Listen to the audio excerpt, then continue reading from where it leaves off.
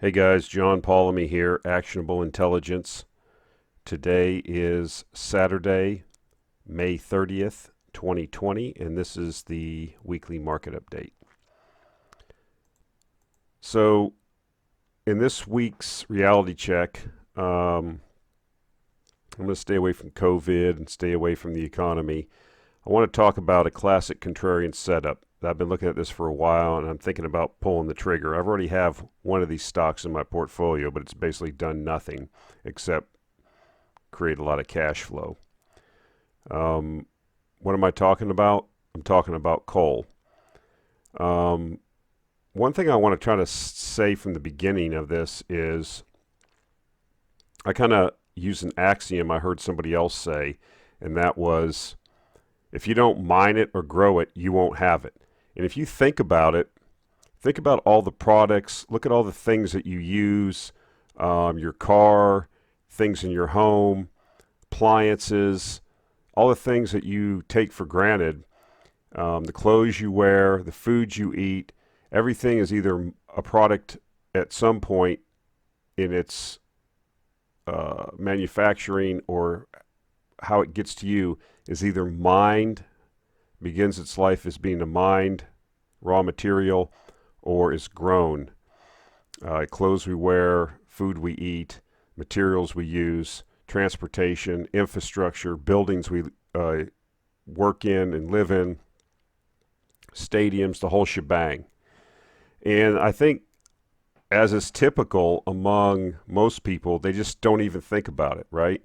Like I said before in a previous video, Jay Leno was famous for one of the things he was famous for on The Tonight Show was going out and doing a segment with the people in the street. He called it jaywalking, and he would go ask people, the average man on the street, if you will, or the shoe clerk or schlub, as I refer to these, boobus americanus, as some would refer to them, but ask them questions like, name 5 presidents, name the capital of, certain states, or like questions like, where does electricity come from? And you would get answers like, the plug in the wall, or where's bread come from? The grocery store. So I think with the current ESG movement, the current sustainability movement, the current green revolution, religion that has manifested itself, you use a word like coal, and it's like, a 4-letter word, right? It's like you bring it up in polite company, and, you might as well be using the N word or saying you hate Jews or, disavow the Holocaust. So that's how bad it is. But as I've said before, I don't really care what the average person thinks. The average person can't run their own life. So what I'm looking for is undervalued, necessary things that are going to be revalued. And coal is one of those things.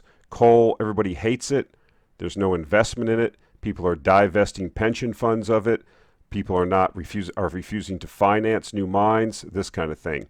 But you see a lot of this virtue signaling and nonsense in the first world. You don't see a lot of it in the third world. Why? Because they're still developing, right? They still need to build all the things that we already have and take for granted. So let me do a quick little education segment. There's a difference in coals. And what people, when they say they hate coal, what they really are saying is they hate thermal coal. They hate the production of electricity from coal, which is thermal coal.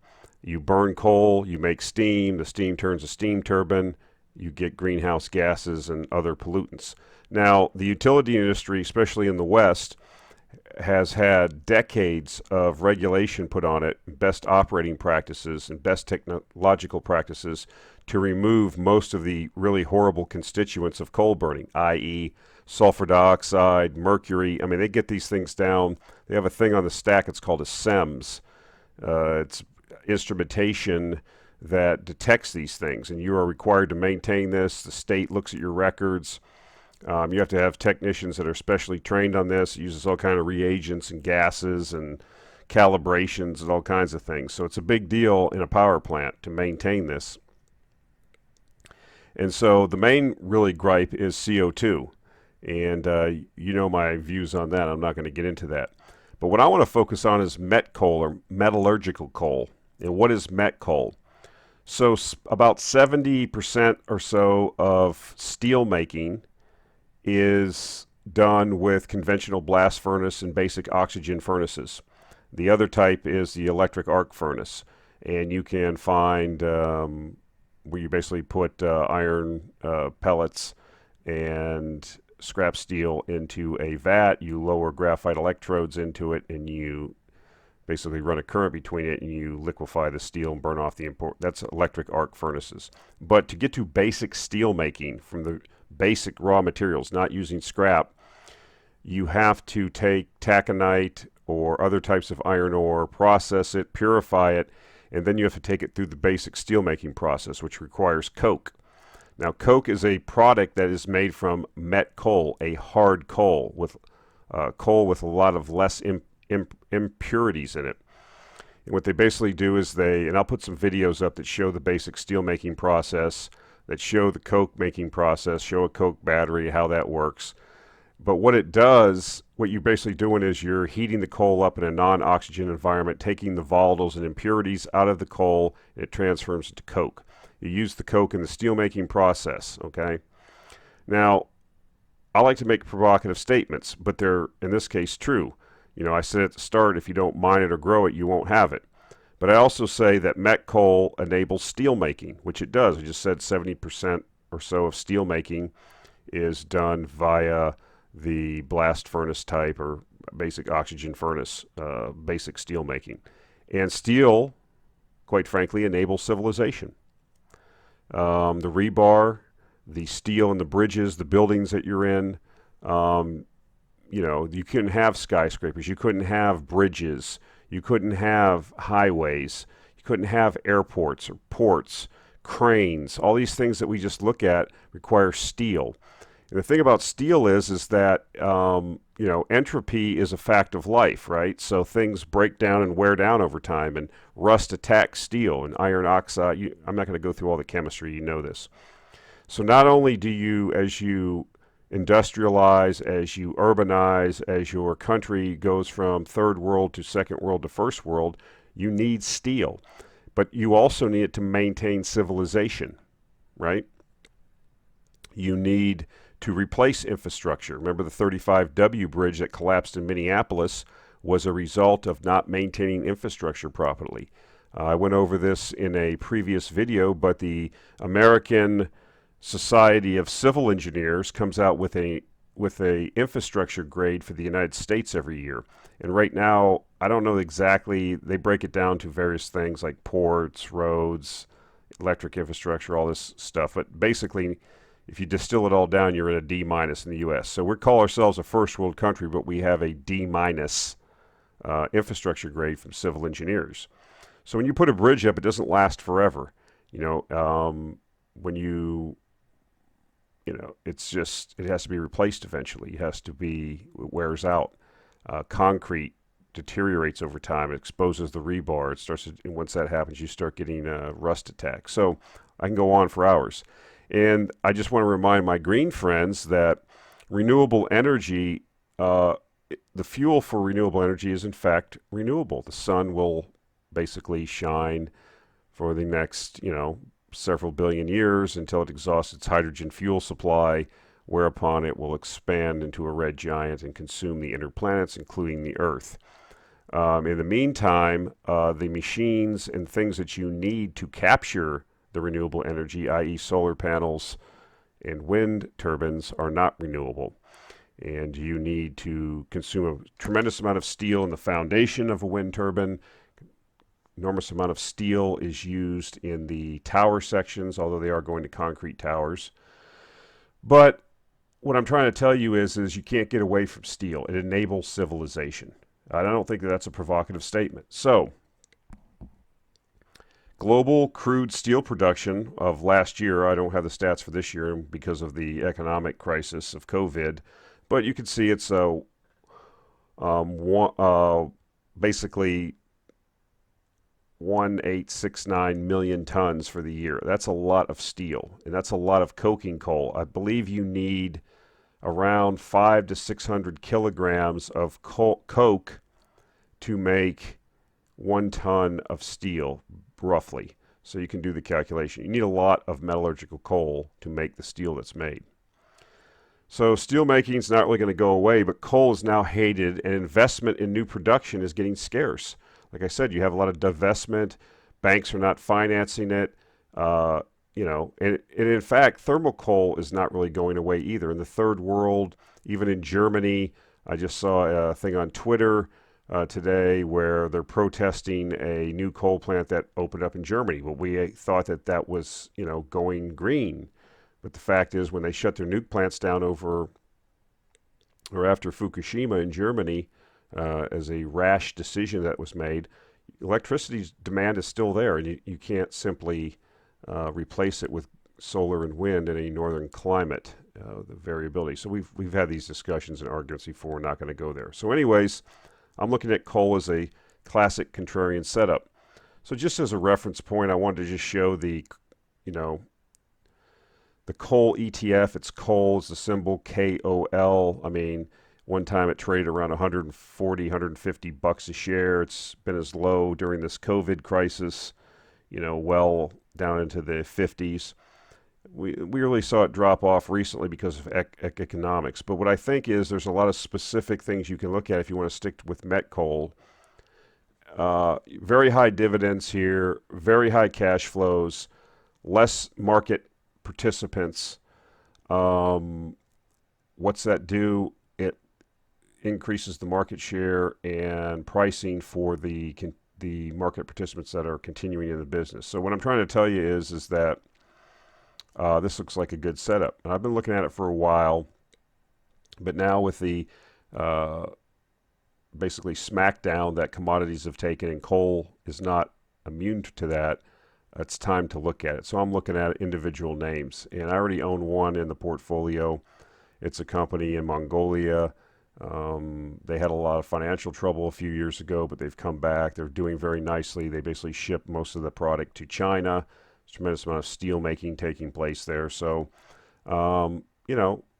I buy these businesses cheap and hope that the cash flow that they're generating is used for one of three things. As the Walter Schloss model that I'm fond of, that Mr. Schloss said that companies with great cash flows could do. They could pay down debt, they can buy back stock, or they can pay dividends.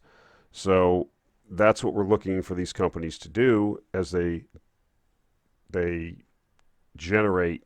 I feel they will be generating tremendous amounts of cash flow over the years, because everybody hates these companies. No one wants to create a company. No one wants to be a coal miner.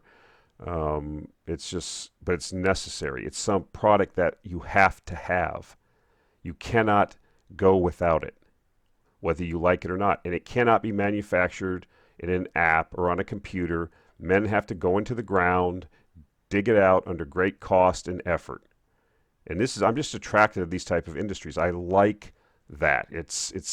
It appeals to my sense of, I don't know, it's just, ever since I was a little kid, I've loved mining. I've loved oil production. I love the people and read stories about the people that are in it. They're just real people, okay?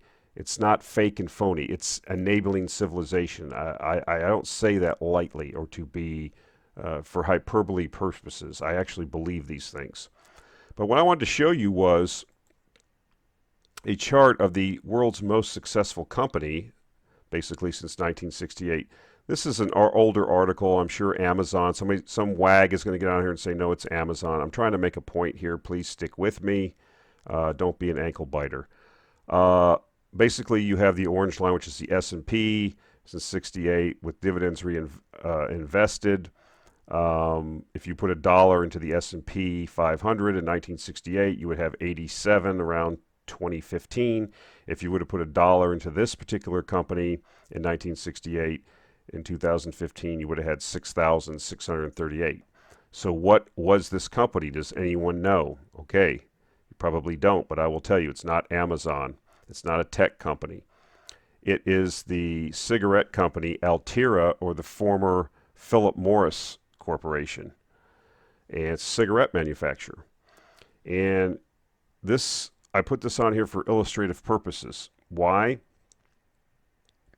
So I think everybody would agree at this point in 2020 that the consumption of tobacco products is detrimental to your health. In fact, it kills about 400 and so thousand people a year in the United States. It's been going down. Tobacco use has been going down year after year. It's in decline. The tobacco industry was hit with huge fines about a decade ago. They had to pay billions of dollars. They're no longer allowed to advertise. They're no longer allowed to, sponsor sporting events. NASCAR used to be called the Winston Cup. I don't know what they call it now. I don't follow it, but it was a big deal. Everybody smoked. At one time, 30 or 40% of the people smoked. Now it's down to 18% or something. It doesn't matter. What it matters is that why was it the best performing company? Well, it was a hated company too. I mean, people, I'm just trying to tell you who would invest in a tobacco company, right? But the cash flows that were being generated was such a profitable business and was turning out so much cash that, this is what led it successful. I'll put a link to the article that a guy wrote about it. I'm trying to make the point here. I'm not saying coal stocks are going to do the same thing. What I am saying is they're kind of positioned, right? They're hated. No one likes them. But the difference, they're kind of similar to that to tobacco companies, except for one thing. Coal is actually necessary for life to exist in modern times. To have civilization, we have to have metallurgical coal, and to a certain extent, in the emerging markets, thermal coal. So I would suggest to you that these companies, the ones that are able to survive and thrive, they are currently, most of them, turning out tremendous amounts of cash flow. Some of them have double-digit dividends. And, you've had this recent economic big shock to the system where all commodity prices have been smacked around, and it could be an opportune time. So I put this for illustrative purposes. I'm not suggesting this is what's going to happen with coal stocks. I'm just saying this is an example of a hated company, hated industry. Everybody knows it's bad for you, and yet it was one of the best performing companies. We are addicted to coal, just as like some people are addicted to cigarettes. You're not going to make steel. Well, you can, like I said, you can make an electric arc furnace and recycle previously made steel, but in order to make new steel from iron ore requires, it's still cheap and easy to do. That's why they do it. So I wanted to point that out in this. So I'll be doing some research into that. I probably will be adding a stock or two, probably just one, into the portfolio. I already have one, but I'll probably add another one. I think these things will do well over the next few years. Okay, let's get into what I think is going to be another excellent opportunity. People know, especially if you're a long-term follower, subscriber, I have this affinity for the oil industry. We've got burned on it. I got double clutched on the Donald Trump Iran thing. They got double clutched on that. We thought oil prices were recovering. They were. Then he lifted sanctions. It's a big deal. And then, of course, things were recovering again after the end of 2018. We bought at the lows, and we're on recovery. Shale was already rolling over. The thesis was coming up. More final investment decisions were happening. In fact, even the offshore industry was recovering. And then we had this whole COVID thing, brought the world economy to a full stop. And then, of course, added on top of it, the other black swan, which was the Saudi and Russia oil fallout. So basically, the whole story about oil going negative last month and all this stuff. Long story short, we're seeing the IEA saying we're seeing the biggest fall in global energy investment in history. And they're talking about all energy, but I want to go down here to the bottom. It says global investment in oil and gas is expected to fall by almost 1/3 in 2020. The shale industry was already under pressure, and investor confidence and access to capital has now dried up. Investment in shale is anticipated to fall by 50% in 2020. At the same time, many national oil companies are now desperately short of funding. Now, you've probably heard me say this before if you've been listening to my videos for any length of time. Oil extraction is a extractive industry. It's a depleting resource.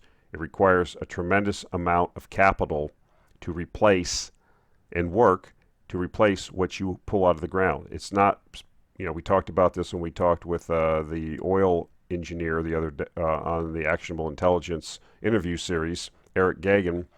We talked about this because I don't think people realize that. They drive by, West Texas or Kansas or Oklahoma, and they see these pump jacks, and they think, oh, that thing I wish I had one of those. It just pumps oil forever. Well, not quite.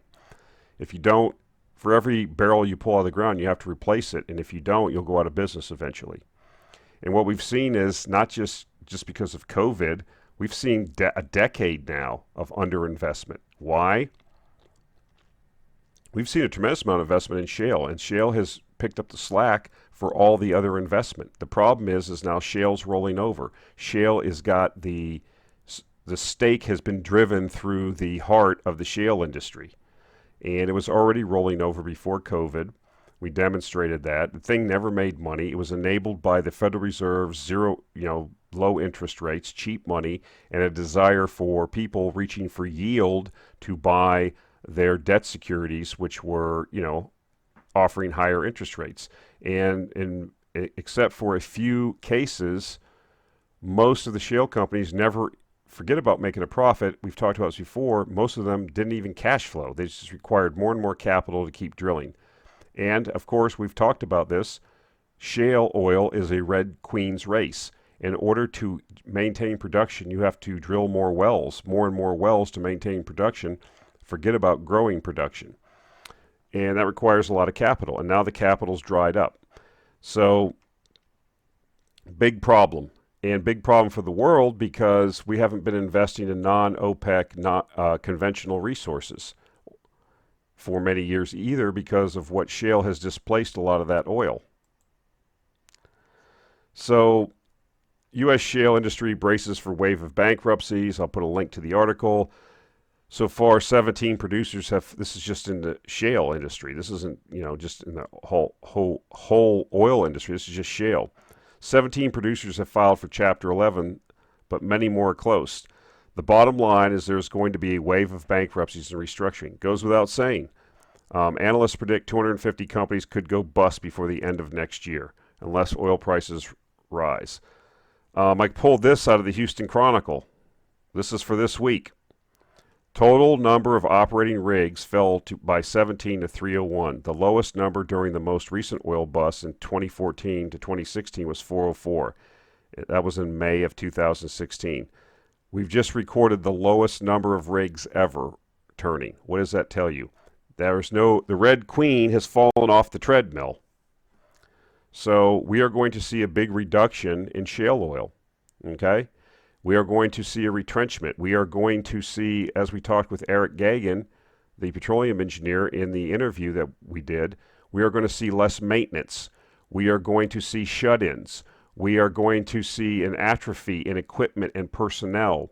We are not going to see new investment. We are not going to see things being done correctly. Will we see bankruptcies? Yes. The field, if you buy a field out of bankruptcy, you can buy it cheap enough and just blow the production down. What does that mean? You just run the thing and you put very little money. Okay, you just live off the previous work and get the cash flow by blowing down the wells. Just let them decline, and you just get the cash flow from the production as it declines. Don't do any maintenance. I mean, he did a terrific job in my mind to describe it. It's like a rental car company. If one of the cars breaks down, you just park it in there and you just run the other ones, right? I mean, that's what you do. You don't fix it because you don't have the money. And,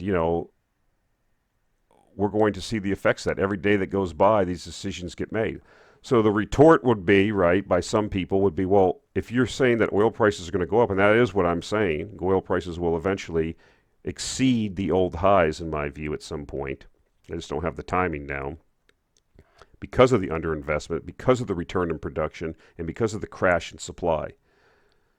But what I'm saying is that, are you absolutely sure that we're going to go now? It'll be the second time down. The first time in 2014 and 2016, the Saudis tried to bust the shale industry, and private equity and Wall Street came to came to Shale's rescue and gave them hundreds of billions of dollars to come back. Is that going to happen again?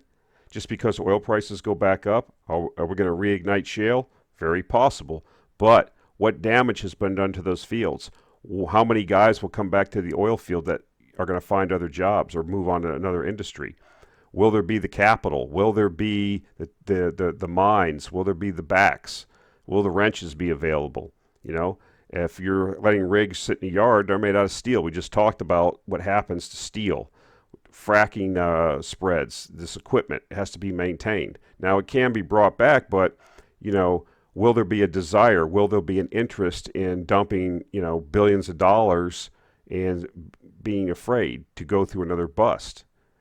You know, when these companies decide to cut back their budgets, they make it at the board level. It makes it down to management. It's not like they're going to reverse that in 3 months. It's just not how things are done. So once they take the decision, then they start cutting back to go back the other way. It's going to take time, if in fact prices recover. So moving on. So this is from the recent Goring and Rosen swag. Link will be provided in the show notes. Recent blog on May 28th.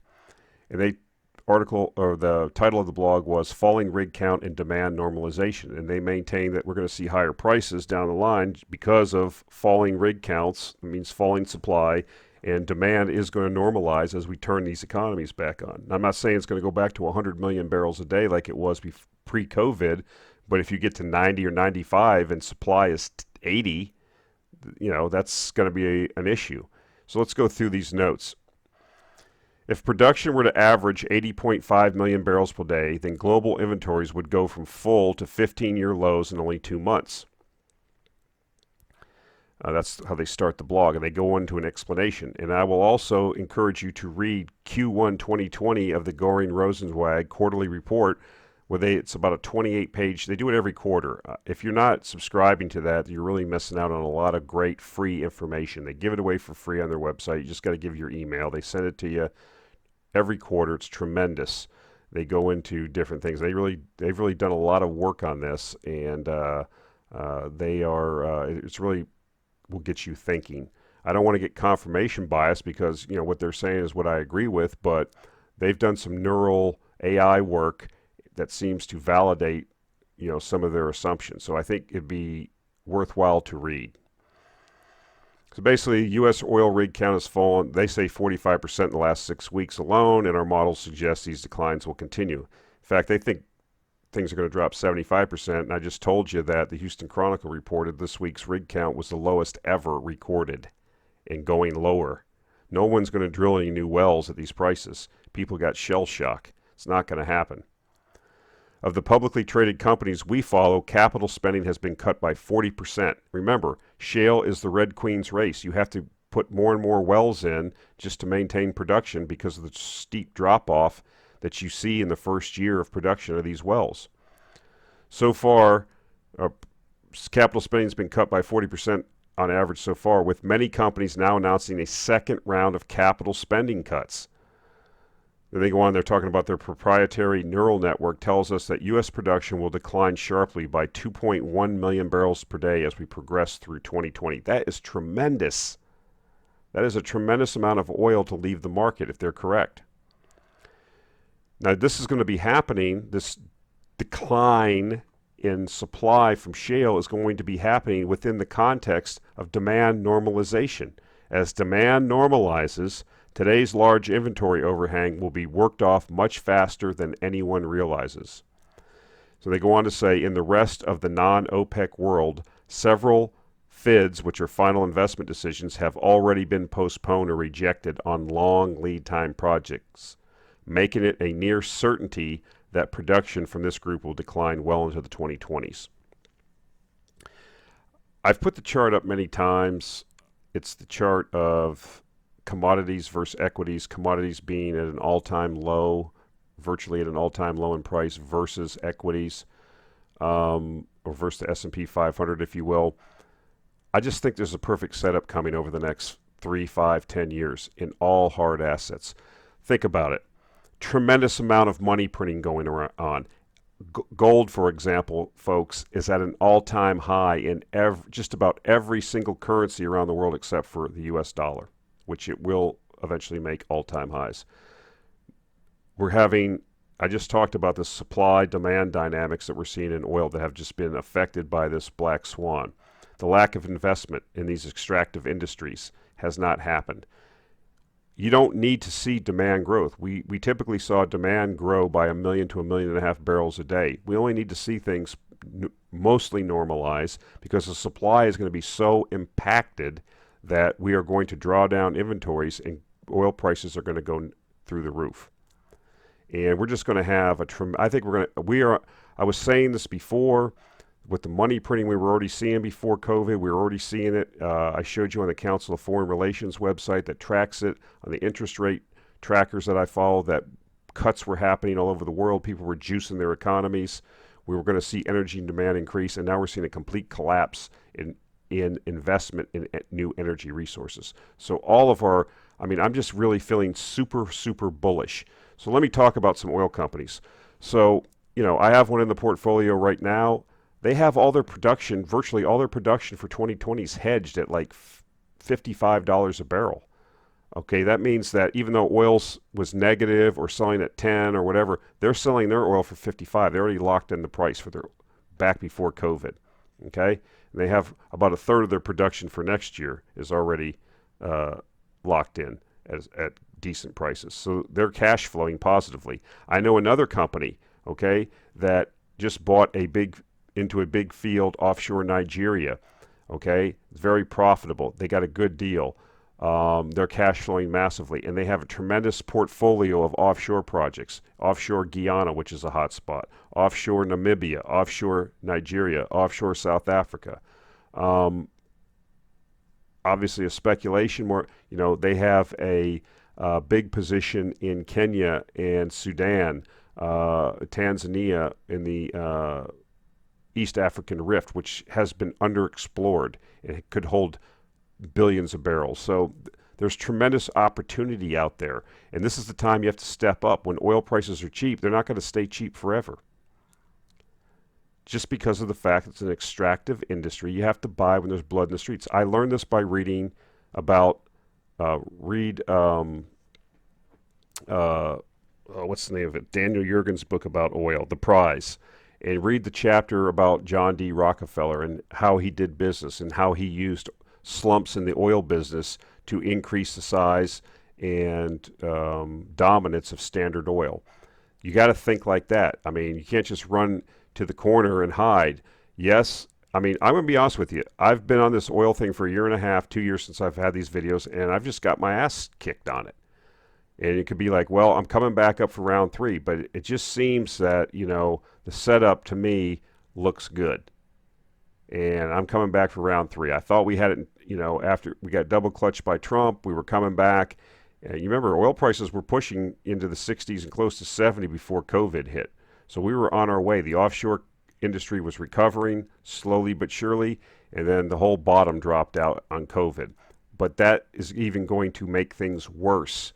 The underinvestment that we were already tracking. And it wasn't just 1 year. This had been going on for years. So we have set ourselves up for a big problem in the 2020s. That's the, I guess would be the exclamation point, period, end of this discussion on it. So that's it for this week, guys. There should be a lot of links. I'll put a lot of links. Went through a lot of information. You should spend some time reading this stuff. Really get on this GNR stuff. These guys are really smart. But definitely appreciate the support. Tremendous amount of new subscribers to the newsletter. I welcome you all. I appreciate it. I've got a tremendous selection for this month. That one oil company I'm talking about, that's in Africa, plus a cheap gold producer similar to Caledonia Mining. I found another one that's very cheap also in the similar vein. And I'm going to be profiling those in the Actionable Intelligence Alert newsletter. If you wish to take a subscription, links in the show notes. Thank you, guys. We'll talk to you next week.